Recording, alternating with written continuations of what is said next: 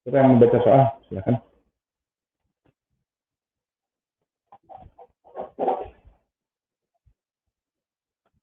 Assalamualaikum.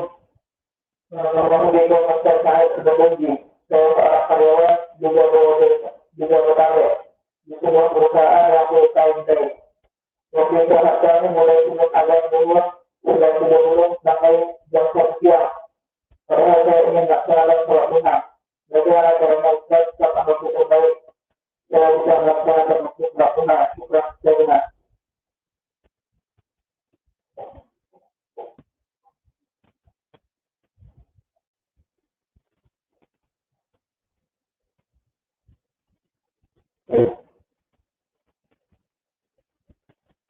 Bismillah. Jazakallahu khair kepada penanya yang mempunyai semangat untuk menegakkan sunnah-sunnah. Maka ketahuilah, ya ibadallah, bahwa sholat duha kapan masuk dimulai waktunya.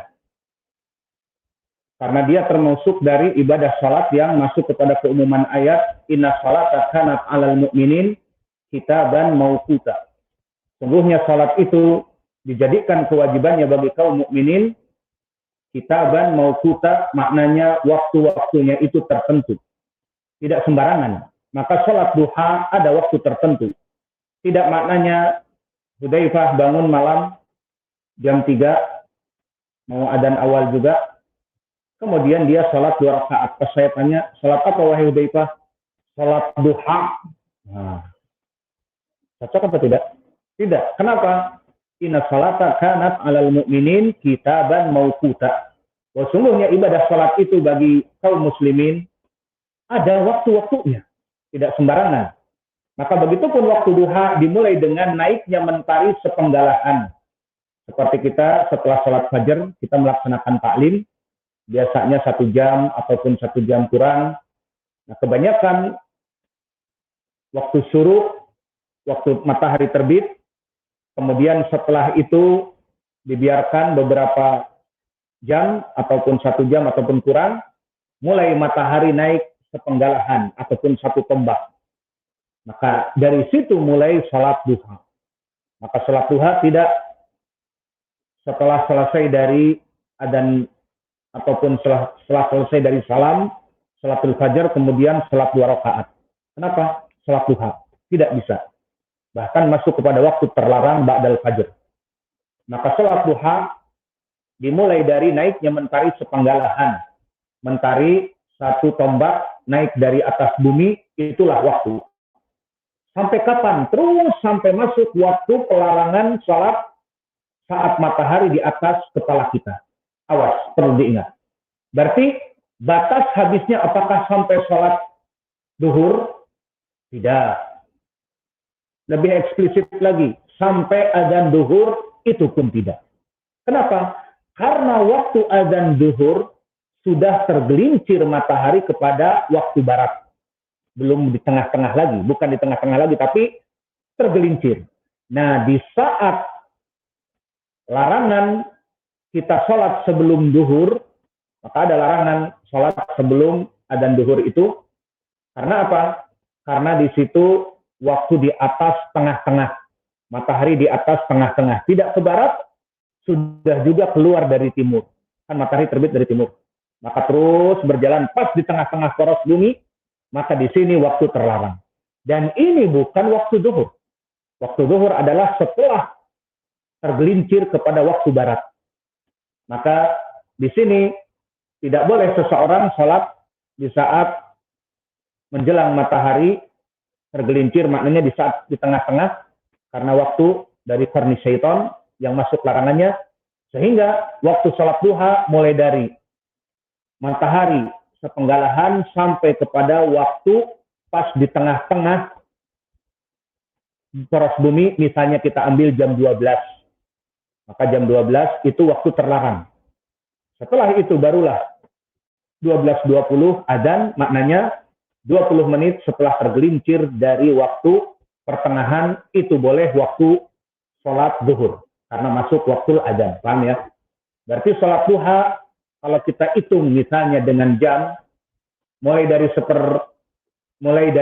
sepenggalahan dari mentari itu dihitung misalnya jam 7:30 atau jam 7, maka dari jam 7 kita diperbolehkan untuk sholat duha sampai kepada jam 12 misalnya. Dan di situ nanti ada waktu beberapa menit masuk kepada adzan zuhur, kemudian masuk sholat zuhur. Di situ jelas tidak bisa lagi sholat duha. Tidak ada lagi ibadah sholat duha. Karena setelah sholat zuhur, setelah sholat asar, meskipun waktu siang, tetapi batasan dari sholat duha sudah tidak ada. Ini dari segi batasan waktunya. Kemudian di sini pertanyaannya adalah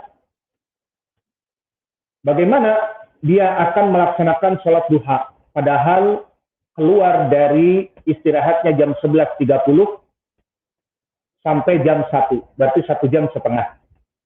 Maka kita katakan kalau waktu zuhur jam 12.30 di mana dia keluar 11.30. Kemudian 12.30 masuk zuhur. Berarti dia masih mendapati waktu yang baik. Karena kalau zuhur 12.30 misalnya, maka dia masih ada waktu 1 jam. Dia keluar 11.30. Kemudian 12.30 adzan. Maka diusahakan setelah dia keluar 11.30 untuk makan sedikit, kemudian bisa berwudu. 11.45 dia melaksanakan sholat duha, itu baik. Namun awas jangan sampai lebih misalnya dari jam 12-an, karena adzan 12.30 itu maknanya sudah zawal matahari kepada barat. Maka di situ diperkirakan jangan sampai jam 12 sholat.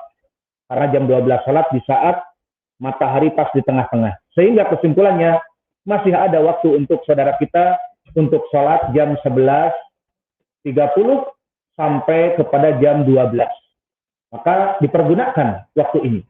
Dan bahkan antara waktu 11.30 sampai menjelang matahari di atas bumi, tengah-tengah, justru ini adalah waktu yang terbaik untuk sholat duha. Maka kalau ditanya, kapan waktu sholat duha yang baik? Di saat menjelang waktu hilangnya. Ini adalah perkara yang sangat baik. Karena pada saat itu bumi sudah mulai panas. Lalu mana pendalilannya? Datang hadis yang diriwayatkan oleh Zaid ibnu Arqam, berkata Rasulullah, "Kharaja Rasulullah sallallahu alaihi wasallam ala ahli Quba wa hum yusallun." Maka Nabi melewati ahlul Quba. Mana ahlul Quba maknanya? Ahlul Quba dari mana? Dari Kuba. Kuba di Amerika Selatan atau di mana?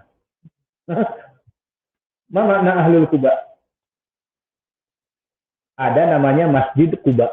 Masjid Quba, masjid pertama yang dibangun di Madinah sebelum Masjid Nabi. Maka Nabi melewati kepada ahlul Quba. Wahum yusallun, dan mereka salat. Salat apa? Salat duha. Maka Nabi di saat mereka melaksanakan salat duha di waktu yang baik, Nabi mengatakan salatul awabin ida ramidat al-fisalu. Salatul awabin ida ramidat al-fisalu. Maka salat orang-orang yang awabin, orang-orang yang kembali kepada Allah, orang-orang yang bertobat, orang-orang yang takut kepada Allah, ida ramidat al-fisalu. Di saat al-fisal adalah unta-unta kecil mereka berpindah dari tempat duduk-duduk mereka karena bumi sudah mulai panas. Maka unta-unta binatang yang memang dijadikan oleh Allah untuk bisa beradaptasi di padang pasir yang panas. Maka unta-unta ini duduk di terik matahari, terutama unta-unta kecil, dia akan berdiri kepanasan kapan? Di saat tanah-tanah, pasir, dan bumi mulai panas. Setelah tersiramnya mentari dari mulai tadi sepenggalahan, terbit matahari sepenggalahan jam 9 dan sebagainya, maka mulai panas. Maka berpindahlah kepada tempat-tempat teduh. Di sini waktu paling baik. Karena disebutkan oleh Nabi, salatul awabin, salat duha bagi orang-orang yang baik itu ida ramadan al-fisalu. Jika ramadan, makna ramadan dari Ramadan adalah mulai bumi ini panas, maka berpindahlah unta-unta kecil dikarenakan kepanasan. Itu maknanya. Maka kalau begitu jam berapa? Jam mendekati waktu larangan sebelum duhur. Seperti kalau sekarang antum merasakan di Damas Raya ini jam 11.30 panas apa tidak? Sangat panas. Maka itulah sebaik-baiknya waktu jam 11. Kalau takut dan masuk ke waktu pelarangan sudah jam 11, jam 10.30 bagus. Yang jelas terasa panas, itulah waktu yang paling baik. Maka inilah yang kami nasihatkan kepada saudara kami di saat keluar dari jam kantor ataupun jam perusahaan yang tetap full day working, maka jam 11.30 keluar bisa istirahat, minum dulu, kemudian masuk ke toilet, kemudian menyegarkan badan, kemudian sholat 11.40. Jangan sampai masuk misalnya jam 12, karena adzan duhur mungkin jam 12.15, jam 12.20, jam 12.30, masuk dulu kepada waktu larangan. Maka bagusnya sebelum waktu larangan, sehingga saya nasihatkan 11.30 sampai jam 12, setengah jam cukup untuk melaksanakan 2 rakaat atau lebih. Maka kita tutup soal jawab ini, selain dari mendoakan saudara kita yang di waktu yang ketat kerja full day masih memikirkan untuk ibadah, ini pujian yang sangat besar. Semoga Allah menjaga saudara kita dan kita semuanya untuk bisa menghidupkan sunnah-sunnah. Maka kami tutup dengan keutamaan agar saudara kita lebih semangat lagi. Apa keutamaan orang yang melaksanakan sholat duha? Keutamaannya besar. Pertama, dia adalah suatu amalan yang menggantikan dari amalan-amalan yang tercecer. Seperti diriwayatkan oleh Imam Muslim dari Abi Dzar, berkata Rasulullah sallallahu alaihi wasallam, "Yusbihu ala kulli sulama min ahadikum shadaqah." Maka tidaklah Bani Adam bangun di pagi hari, maka pada anggota-anggota tubuhnya itu akan mampu untuk melaksanakan sedekah. Wa kullu tasbih hatin sedekah, wa kullu tahmidatin sedekah, wa kullu tahlilatin sedekah, wa kullu takbiratin sedekah. Wa amrun bil ma'ruf sedekah, wa nahyun 'anil munkar sedekah. Wa yujzi'u fi dzalika rak'atan yarka'uhuma minad duha.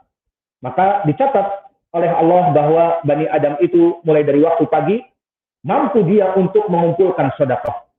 Bertahlil, la ilaha illallah sedekah, bertakbir Allahu akbar sedekah, bertasbih subhanallah sedekah, dan juga bertahmid menyebut alhamdulillah sedekah, dan melaksanakan dakwah amar bil ma'ruf, menasihati anak-anaknya untuk kebaikan sedekah, dan mencegah kemungkaran dari keluarga dan anak-anaknya dan murid-muridnya dan umat kaum muslimin berdakwah sedekah. Wa yujzi'u min dzalik rak'atan, dan cukup dari amalan-amalan yang tadi tercecer itu yarka'ahuma minad duha. Cukup dengan 2 rakaat salat duha, maka dia bisa melaksanakan ibadah-ibadah yang tercecer tadi, dari tasbih, dari tahmid dan sebagainya. Ini keutamaan yang pertama, dan keutamaan yang kedua dari keagungan salat duha di waktu pagi itu mengumpulkan ibadah-ibadah yang tercecer tadi, maka Nabi mewasiatkan kepada Abu Hurairah agar tidak meninggalkannya. Berkata Abu Hurairah, "Ausani khalili bisalat," bahwa Nabi Muhammad yang menjadi orang yang paling aku kasihi memberikan wasiat 3 perkara jangan ditinggalkan. Siyamu salasati ayam fi kulli syahr, min kulli syahr, puasa dari 3 hari dalam setiap bulan, puasa bid maknanya, rakaatai duha, dan juga 2 rakaat waktu duha, wa an utira qabla an arkuda, dan agar aku melaksanakan witir sebelum tidur. Untuk permasalahan lafaz sebelum tidur, maka di sini lafaznya memang sahih, namun tentang pelaksanaannya bisa sebelum tidur, bisa setelah tidur, sholat witir 3 rakaat ataupun lebih dinamakan sholat malam. Maka hadis ini muttafaqun alaih. Dari sini menjadi pendalilan tentang keutamaan dari sholat duha, yang mana Nabi mewasiatkan kepada Abi Hurairah untuk tidak meninggalkannya. Maka kesimpulannya, kita berikan doa kepada saudara kita dan kepada kita semua yang hadir, apa? Zadakallahu hirsan wala ta'ud. Begitu. Atau zadakallahu hirsan saja. Zadakallahu hirsan. Semoga Allah menambahkan semangat bagi kita semua untuk melaksanakan sunnah-sunnahnya. Maka bagi yang mampu dari saudara kita yang hadir di sini, dari tulabul ilm untuk melaksanakan sholat duha. Kalau antum lagi kerja, ya terserah gimana caranya. Pokoknya sholat duha yang paling baik tadi, menjelang dari waktu tahrim 11, sudah mulai panas lah intinya. Itu jam waktu yang paling baik. Wa naktafi ila huna wa jazakumullahu khairan wa barakallahu fi ilmikum.